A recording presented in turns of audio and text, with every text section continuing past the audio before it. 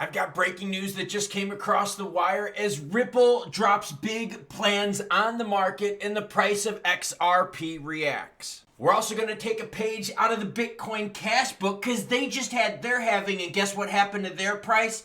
It went up. XRP price action at the end. Let's get to the news. Starting it off with your comments. Yes, you, the viewer, matter most. MEP starts us off and says, XLM is making me lose some profits in my MJ stonks right now. Come on, total POS XLM. Yeah, XLM to BTC is just losing ground left and right.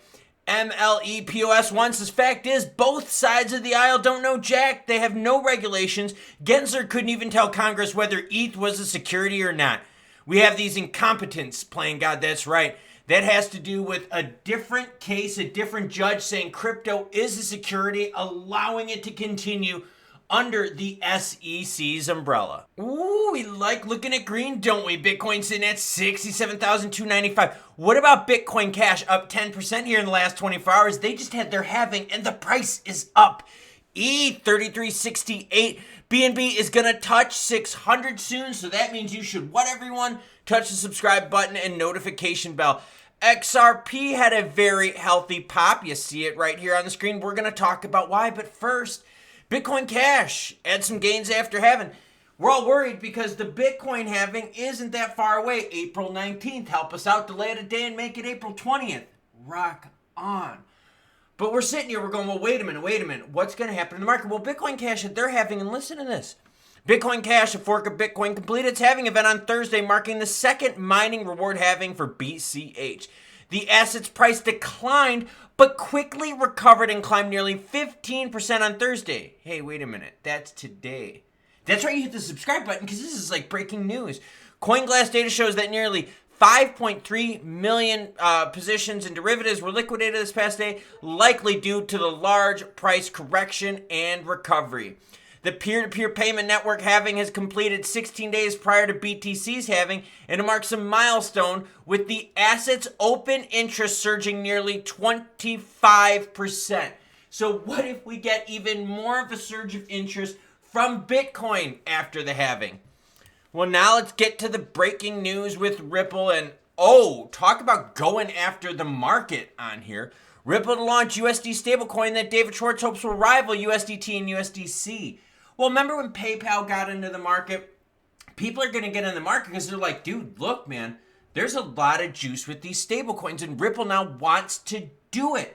But wait a minute, it's not just on XRPL, it's on Ethereum chain too.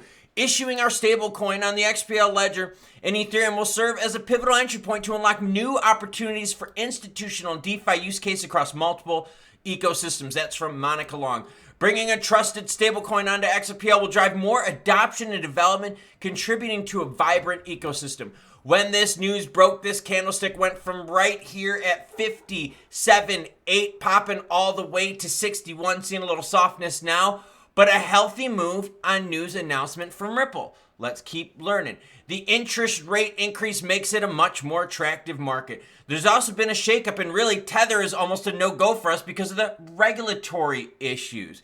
We've USDC before, and there's nothing wrong with it, but you don't want to have one option, and I agree, and that's what's good for us. Competition in the marketplace is good for all of us. Let's get some more deets.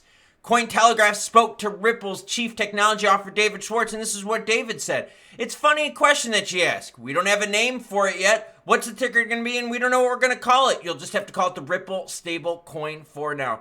Schwartz says we think it'll be over $2 trillion by 2028 market cap, and there's only two market leaders, USDT and USDC. We don't think it's a winner-take-all ecosystem, particularly on the DeFi side. I agree with that. I totally agree with that because I love seeing more competition in this space. Think of what happened with the ETFs. Remember when they had the GBTC ETF and outflows were in the billions? Yeah, because there were other ETFs out there that had way less fees, which meant you made more money and put more profit in your pocket. David continues to say, our angle is going to be very compliance first. We are very transparent about how these assets are backed, and you know we're kind of going to be directly competing against USDC. If you want to check out the reserves and all that kind of stuff from Circle that they share right there, and what Ripple's plan is for the backing of this, I will have all these articles linked in the description below. Like I said, here you go. We were under the 60-cent mark, and now at this news, we are fighting at the 60-cent mark. This is a healthy move on news that does not directly relate to XRP, but instead of Ripple as a company with a fall over, right, or a spill over to XRPL, because if they issue a juicy stablecoin on XRPL, that's going to bring more action to the XRPL ecosystem, which could eventually lead to more action with XRP down the road. But we know this stuff takes time because PayPal's PYUSD has been a total piece of crap. And let's be real here. USDC and USDT have been doing this for a while, so they have a head start. But it doesn't mean that Ripple can't catch up and there can't be some spillover action to the price of XRP. Look at it on the screen. Breaking news brought to you so quick, I don't think anyone else has this coverage. Now, I'm going to be anxiously watching these charts today to see if it can at least hold on to that 60-cent mark and erase the last several days of negativity, which would be awesome. But would it also be a buy the rumor, sell the news sort of event where, yes, the price goes up on the rumor of the news, and then once the actual news is launched, then the price corrects even more? Or is it going to be like Bitcoin Cash's halving event, of which people were sitting here going, yo, we got a Bitcoin halving event coming up. Let's see what Bitcoin Cash tells us. Bitcoin Cash told us that there was a sell-off in the beginning and then immediately after a price pump of 15% with increased interest since their halving.